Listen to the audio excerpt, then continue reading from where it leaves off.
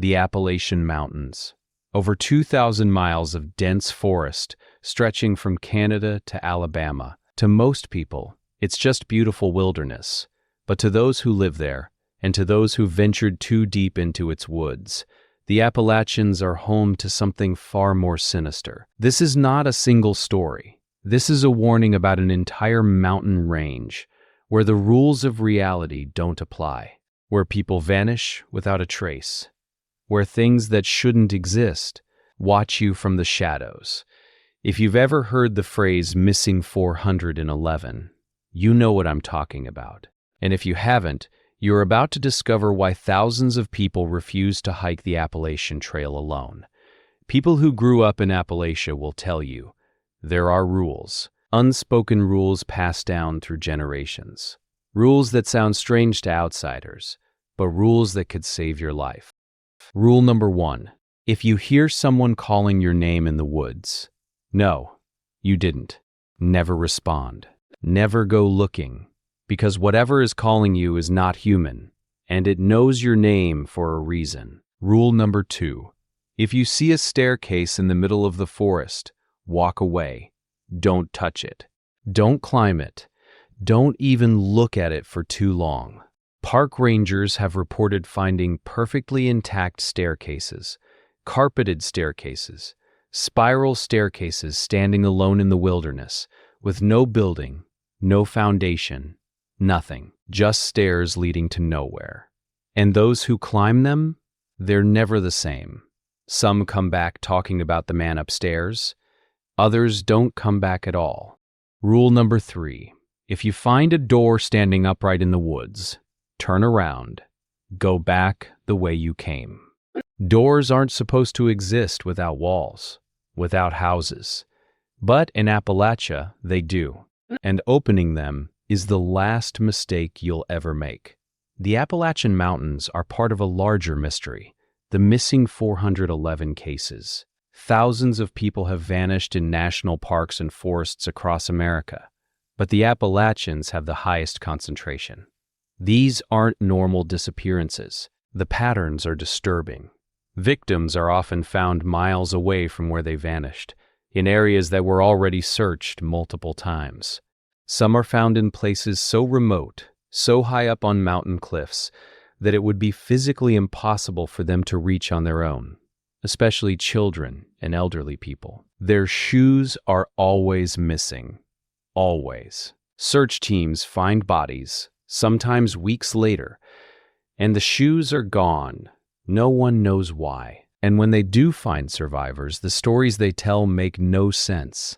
They describe being carried by something they couldn't see. They talk about time moving differently, about being gone for hours but experiencing days. Some don't remember anything at all. They just wake up miles away, freezing, terrified, with no memory of how they got there. Dennis Martin was 6 years old when he disappeared in the Great Smoky Mountains in 1969. He was playing with friends, ran behind a bush, and was never seen again. Despite one of the largest search efforts in national park history, no trace of Dennis was ever found. But here's what's strange. On the first day of the search, a key witness reported seeing a rough-looking man carrying something over his shoulder, moving quickly through the forest. The figure disappeared into the dense woods before anyone could follow. That was the last possible sighting of Dennis Martin. 55 years later, he's still missing. But it's not just people disappearing. It's what people see. Locals call it the not deer. It looks like a deer. It has 4 legs, a body, a head. But something is wrong. Deeply, fundamentally wrong.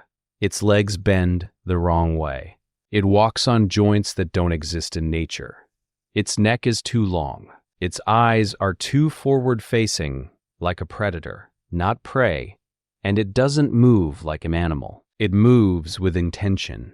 It stalks. Hikers report seeing it standing perfectly still on 2 legs, watching them when they run. It follows, but not quickly. Slowly, methodically, as if it knows they can't escape. One hiker described it best. "I've seen plenty of deer in my life, This was not a deer. It was something wearing a deer like a costume. And it's not just the not deer.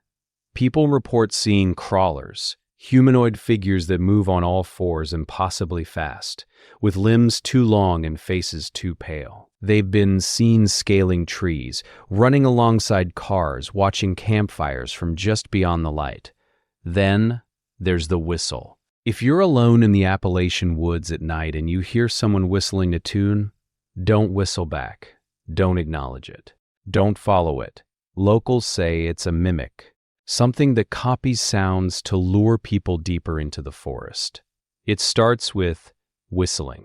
Then it might sound like a child crying, or your friend's voice calling for help, or your dog barking in the distance. But if you follow it, you'll realize too late that the sound is always just ahead of you, always just out of reach, leading you further and further from the trail until you're lost, until you're alone in the dark, and then the whistling stops. And you realize you're not alone anymore. The Appalachian Mountains are old, older than the Rockies, older than the Alps, some of the oldest mountains on Earth, nearly 500 million years old. They've been here longer than almost anything else on this continent. And the people who live there will tell you the mountains remember. They remember things that walked these forests before humans, things that never left. So if you ever find yourself hiking the Appalachian Trail, remember the rules. Don't respond to voices. Don't climb the stairs. Don't open the doors. Don't whistle back. Because in the Appalachians, the woods are always watching, and sometimes they're watching you. That was the mystery of the Appalachian Mountains. Not a single haunting, but an entire region where the impossible happens every day. If you've ever experienced anything strange in the mountains, share your story in the comments.